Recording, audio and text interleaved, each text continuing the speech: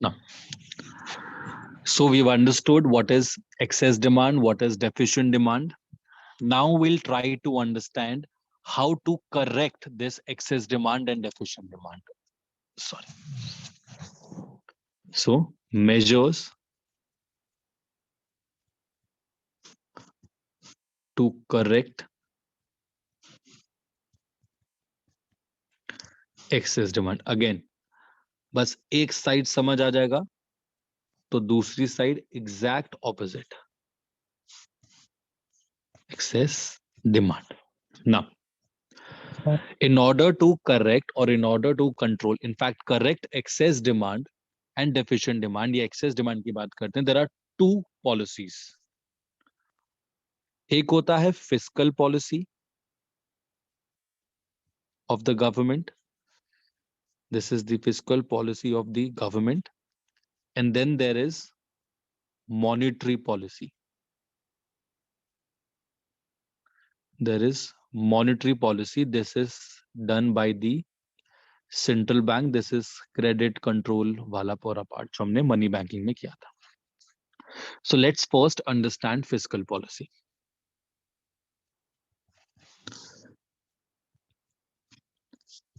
Fiscal policy is basically known as government's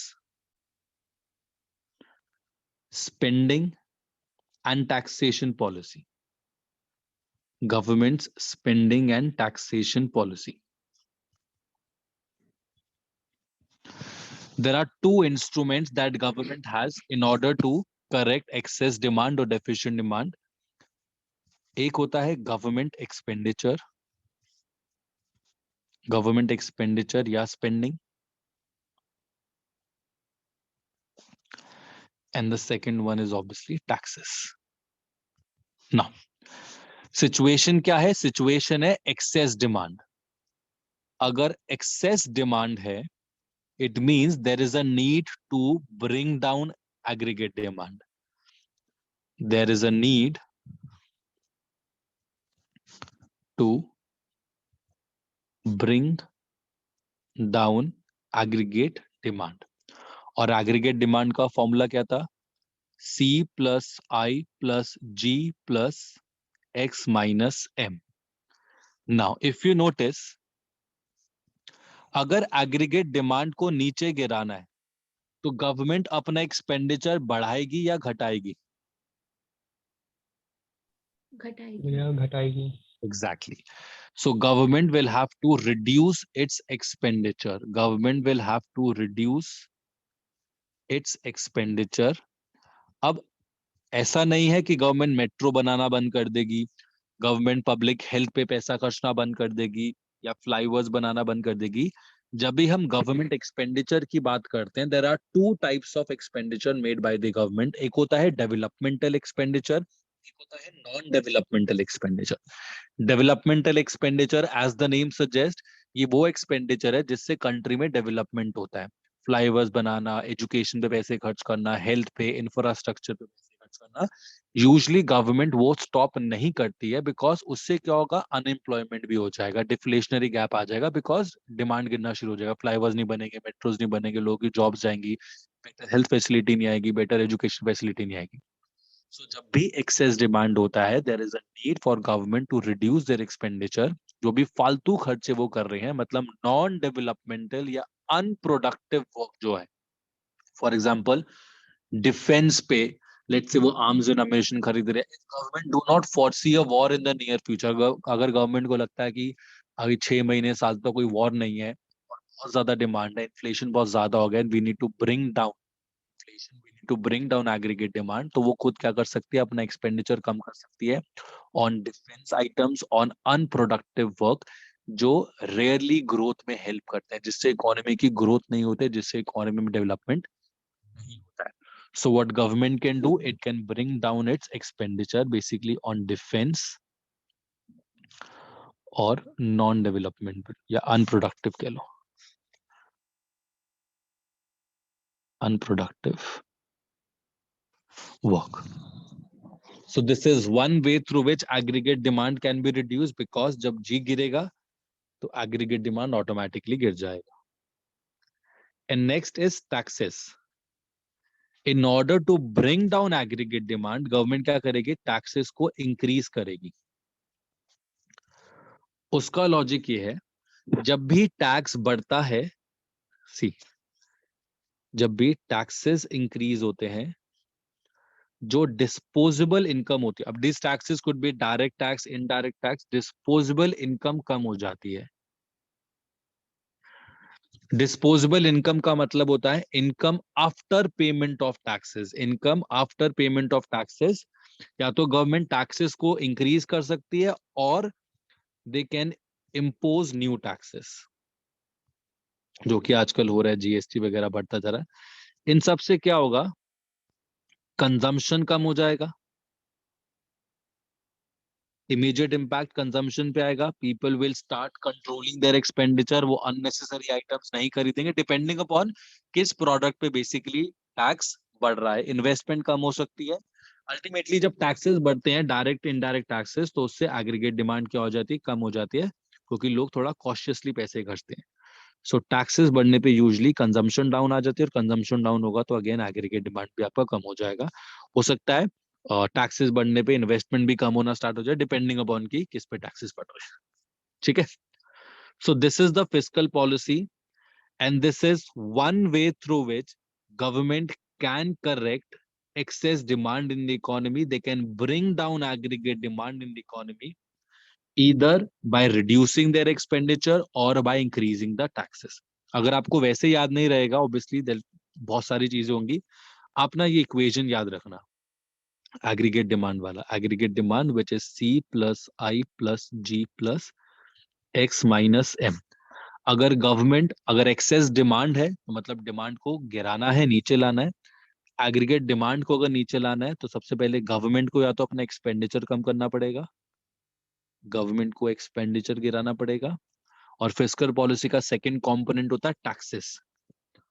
तो या तो उनको अपने टैक्सेस बढ़ाने पड़ेंगे या न्यू टैक्सेस इंट्रोड्यूस करने पड़ेंगे, so that people spend less money, और जिससे कंजम्पशन कम हो जाए और जिससे एग्रीगेट डिमांड भी कम हो जाएगी.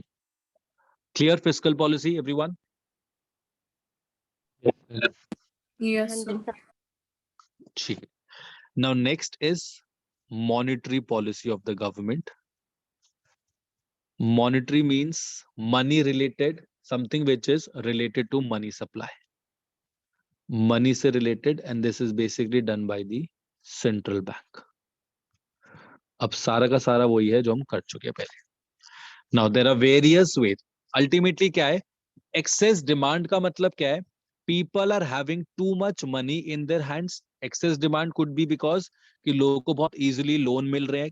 अब अगर आप हमारी कंट्री में कार्स की डिमांड देखोगे, अगर कार पे लोन मिलना बंद हो जाएगा, तो I feel 99% of the people will not even be able to buy the car. किसी के पास 15 लाख 20 लाख, बहुत सारे ऐसे लोग हैं जिनके पास अकाउंट में भी नहीं होते हैं, and still they buy a car worth ₹20 lakh. अब उसका रीजन क्या है? बिकॉज लोन्स बहुत इजीली मिल रहे हैं. In order to bring down the demand, कहीं ना कहीं इकोनॉमी में मनी सप्लाई को गिराना पड़ेगा. तो मैं आपको पहले से बता रहा हूं, अगर एक्सेस डिमांड है, it means there is a need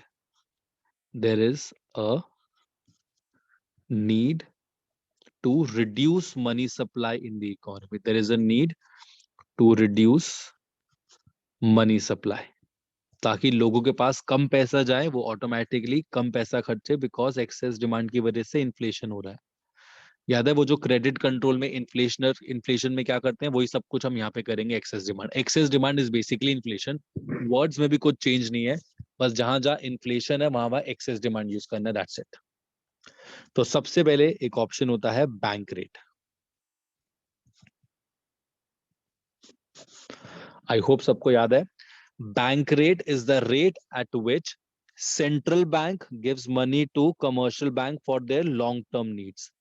तो सेंट्रल बैंक जब कमर्शियल बैंक को लोन्स देता है to meet their long term needs, उसको हम बैंक रेट बोलते हैं. Now central bank wants to reduce money supply, तो वो बैंक रेट को बढ़ाएगा या घटाएगा? बढ़ाएगा. यस. बिकॉज वो पीछे से अगर कमर्शियल बैंक को ही लोन महंगा दे देगा, वही सब कुछ वही लिखना है। अगर बैंक रेट बढ़ जाएगा तो कमर्शियल बैंक क्या करेंगे, अपने लेंडिंग रेट्स बढ़ा देंगे। जब उनके लेंडिंग रेट्स बढ़ जाएंगे, taking loan will become expensive, this will discourage a lot of people to take loan and automatically lesser loans will be taken. अगर लोग कम लोन लेंगे तो ऑटोमेटिकली एग्रीगेट डिमांड गिर जाएगी, कंजम्पशन, इन्वेस्टमेंट, एक्सपेंडिचर गिरना start हो जाएगा। यस और नो? और डीपली एक्सप्लेन करूं या आता है, मतलब रिलेट कर पा रहे हो?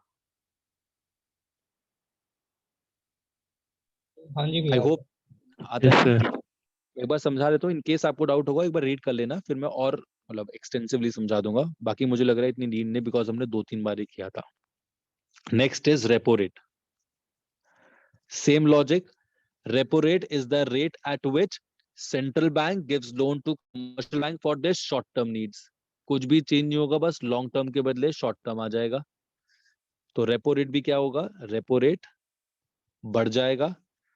So the rate at which central bank gives loan to commercial bank for the short term needs, repo rate वो बढ़ा देंगे. As a result, commercial bank will increase their lending rates. Same logic. Excess demand के time पे क्या होगा, वही they will increase their lending rates. Taking loan will become expensive. This will discourage people from taking loan and automatically lesser loans will be taken. And aggregate demand in the economy will be controlled and inflation, and hence inflation will be controlled. Next. ये आप बताओ, LRR बढ़ेगा या घटेगा? Legal reserve ratio, इसके दो component थे, CRR, SLR, cash reserve ratio and stamp. ये इंक्रीज होगा। क्यों इंक्रीज होगा? इंक्रीज होने से क्या होगा? Inflation control Banks हो. will keep more money with the Reserve Bank of India.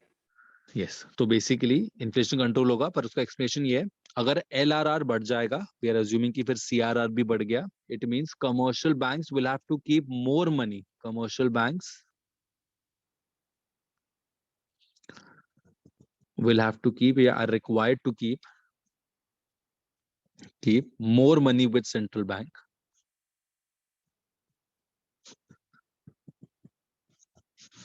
And automatically, if they have to keep more money with central bank, this means they are left with less money with themselves.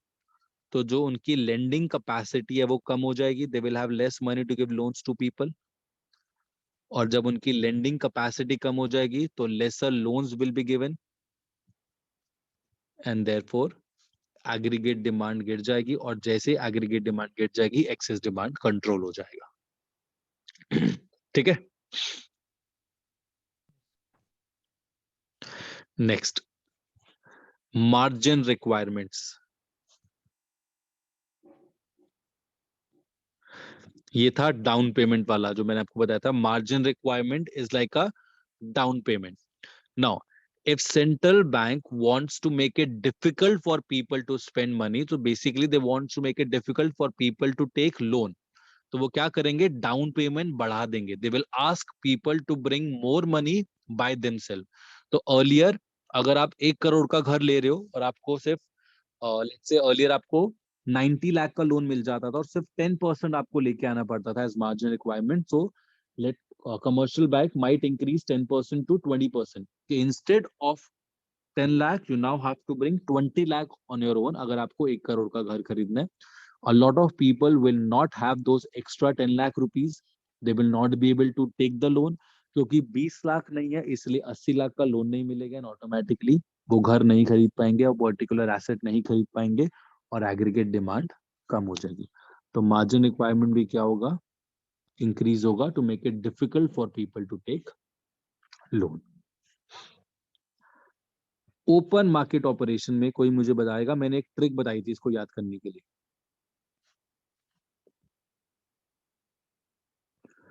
Open market operation होता है buying and selling of securities. Buying and selling of securities by the central bank in the open market. Yes, sir. So you said that when there's inflation, we sell. So आपने I sell की तरह you had made that one. Yes. अभी excess demand है. Excess demand में क्या होता है, inflationary gap होता है, there is inflation. And when there is excess demand, inflation, matlab I will sell, matlab central bank, not I. Basically, central bank will sell government securities in the open market. ठीक है, आप ये याद रखना, क्योंकि जब वो बेचते हैं तो कौन खरीदता है? वो कमर्शियल बैंक खरीदते हैं।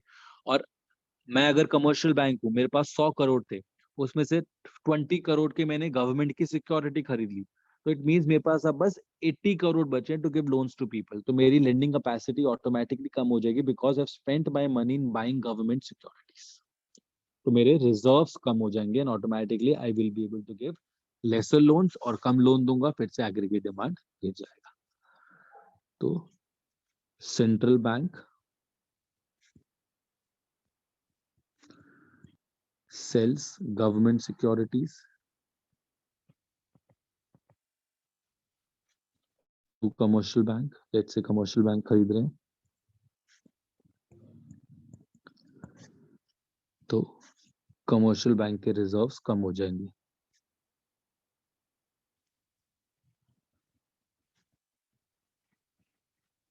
Reserves will go down, lesser loans will be given, and aggregate demand will be reduced. और इसके बाद वो था हमारा moral suasion and persuasion। कितने हो गए? A, B, C, D, E, F। ये भी हमने समझा था कि this is basically a meeting kept by the central bank with all the commercial banks, and they can basically convince them, they can advise them, request them not to give unnecessary loan, because आप loan दिए जा रहे हो, it is easier for people to take loan, people are spending money, the money that they don't even have, जिससे demand बढ़ती जा रही है और inflation होता जा रहा है। So during that excess demand, the central bank will advise or convince the commercial bank to not give so many loans or advance credits। Basically अब इसमें ये नहीं होता कि वो लोन देना बंद कर देते हैं। जो स्पेक्युलेटिव आइटम, जो रिस्की बायर्स होते हैं, जो रिस्की लोन टेकर्स होते हैं, या नॉन एसेंशियल एक्टिविटीज में जो इन्वेस्टमेंट कर रहे होते हैं, उनको लोन देना अवॉइड करो। जहां पे रिस्क है कि यहाँ से पैसा नहीं आएगा या पैसा आने के चांसेस कम है, वो वाले लोन मत दो, जिसको हम बोलते हैं साथ में सेलेक्टिव क्रेडिट कंट्रोल।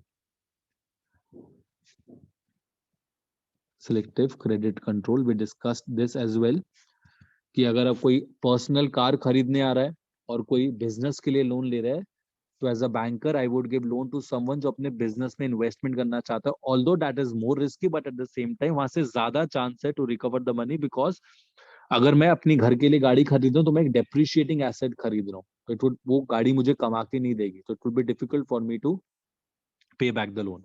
लेकिन अगर मैंने पैसा बिजनेस में इन्वेस्ट करा and everything goes well, I will be able to earn money through that investment and I will be able to repay back the loan to the bank. ठीक है, this was all monetary policy. ये सब हमने करा हुआ है पहले। In case आपको लगेगा कि नहीं आ रहा है समझ या कुछ इशू है, रीड करना, वही नोट्स रीड कर लोगे ना जो पहले देते तो वही चल जाएंगे। अब देखो मैंने कुछ भी वर्ड्स चेंज नहीं करे हैं, सब कुछ एग्जैक्टली सेम है, पूरा चैप्टर ही सेकंड हाफ बिल्कुल वही। एक चीज याद रखना, ये जो मॉनेटरी पॉलिसी होते हैं इसमें दो टाइप के इंस्ट्रूमेंट्स होते हैं। एक होता है क्वांटिटेटिव, जिसमें हमारे ये आता है bank rate, repo rate, open market operation and LRR. Bank rate, repo rate, open market and LRR. और जो हमारे मार्जिन रिक्वायरमेंट है, मॉरल सुएशन है, सिलेक्टिव क्रेडिट कंट्रोल, वो क्वालिटेटिव है, बिकॉज वो नंबर्स से रिलेटेड नहीं। यहाँ पे हर जगह क्या है, नंबर्स है, परसेंटेज है, कि बैंक रेट बढ़ा दिया, रेपो रेट बढ़ा दिया, ओपन मार्केट में सेलिंग कर दी, या एलआरआर रेट बढ़ा दिया। लेकिन जो क्वालिटेटिव है, क्वालिटेटिव, इसमें आपकी मार्जिन रिक्वायरमेंट आ जाएगी, जो बेसिकली तीन बचे, मार्जिन रिक्वायरमेंट, मॉरल सुएशन और selective credit control.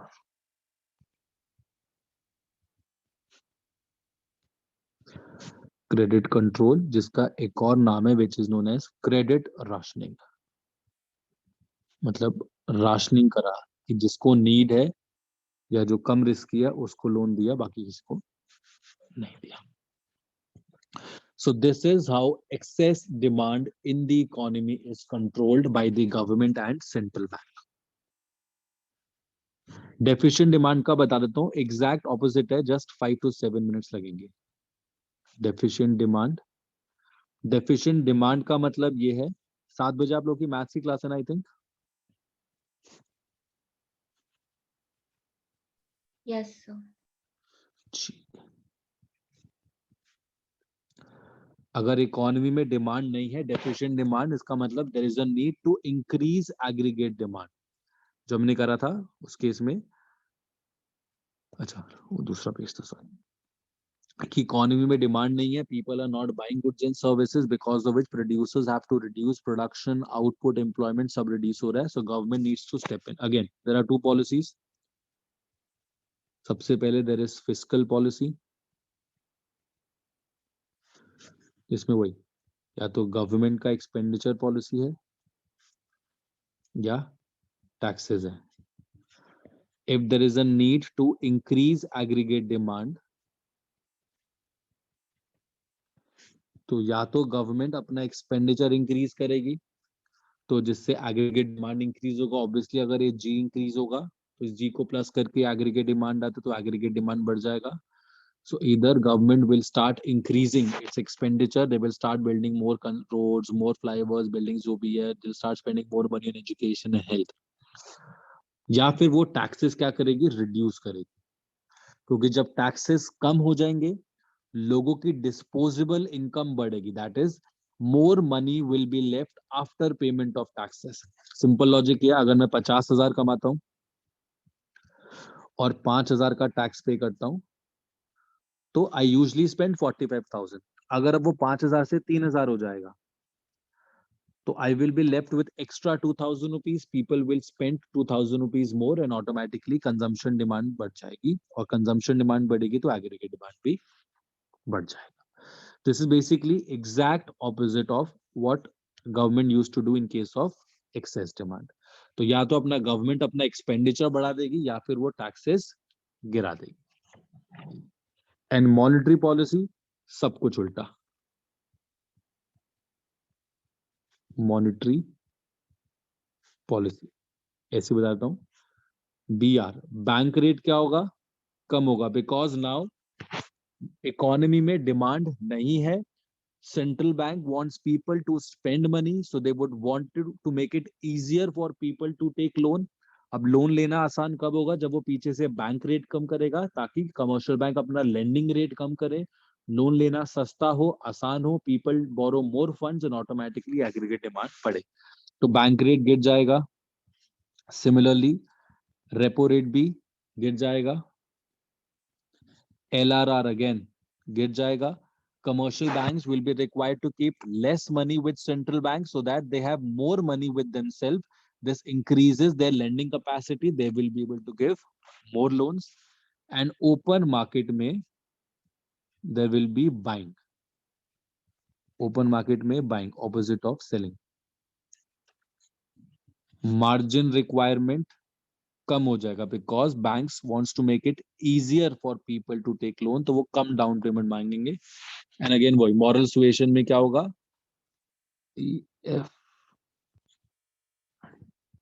moral suasion में they will encourage lending.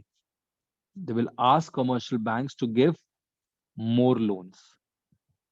They will encourage lendings, और क्रेडिट राशनिंग वगैरह हटाना होगा कि अवॉइड क्रेडिट राशनिंग. की जो भी लोन लेने आ रहा है, अगर उसकी क्रेडिट वर्दिनेस ठीक है, क्रेडिट स्कोर, सिबिल स्कोर ठीक है, तो उसको लोन दो. ये नहीं कि आप प्रोडक्शन पर्पस के लिए दोगे, कंजम्पशन पर्पस के लिए दोगे.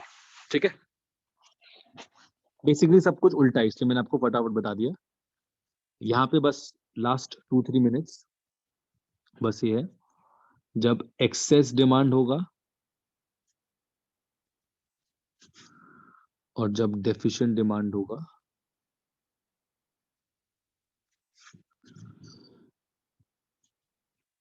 बैंक रेट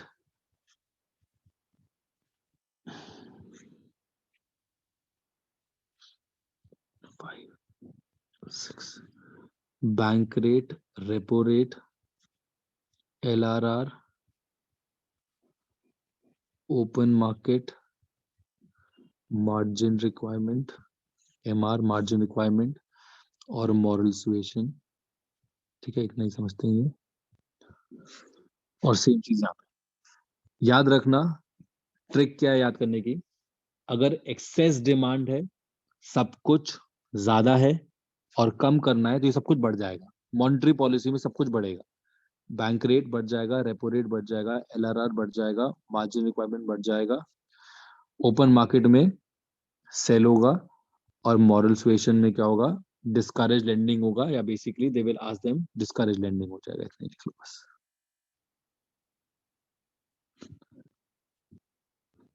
और डेफिशिएंट डिमांड में सब कुछ उल्टा।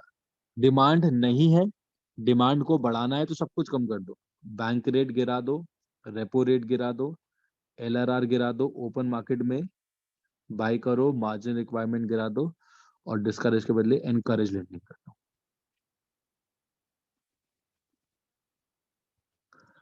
This is basically monetary policy.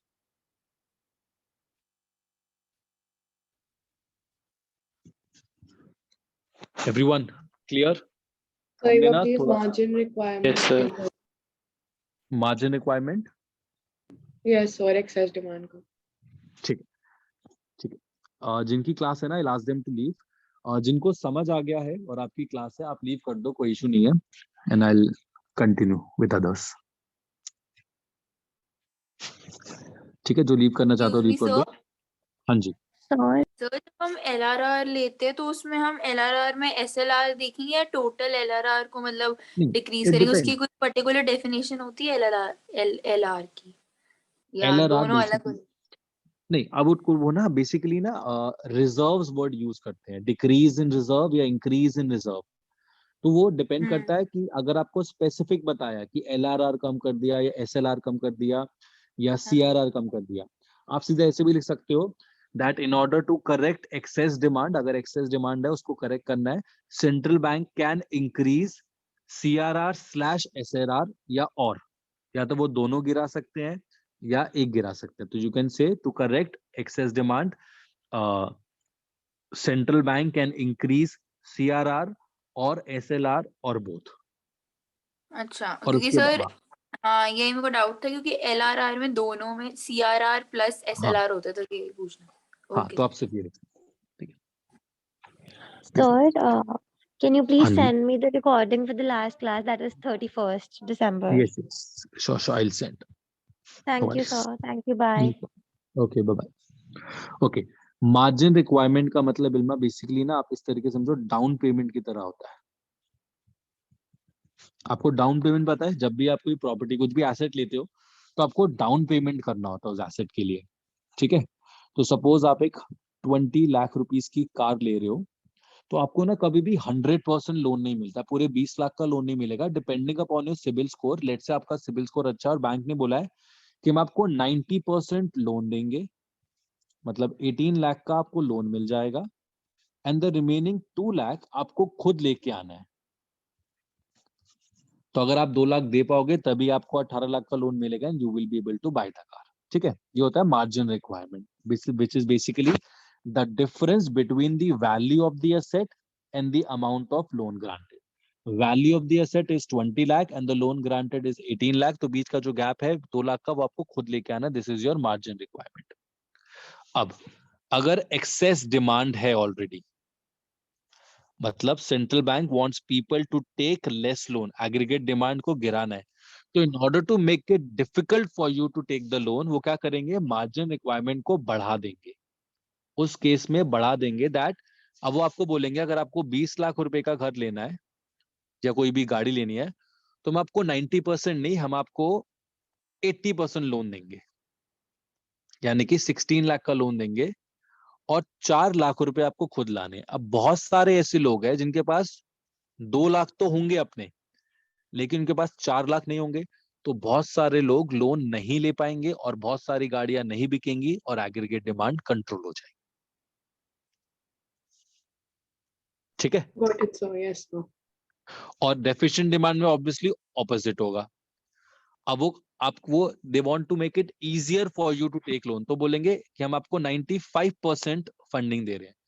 20 lakh के घर में गाड़ी में आपको 19 लाख हम दे देंगे, आप सिर्फ 1 लाख लेके आ जाओ।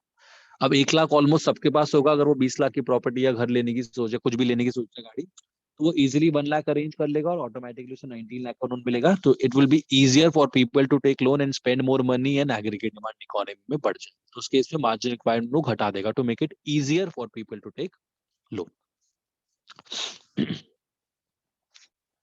ठीक है। Yes, sir. Thank you.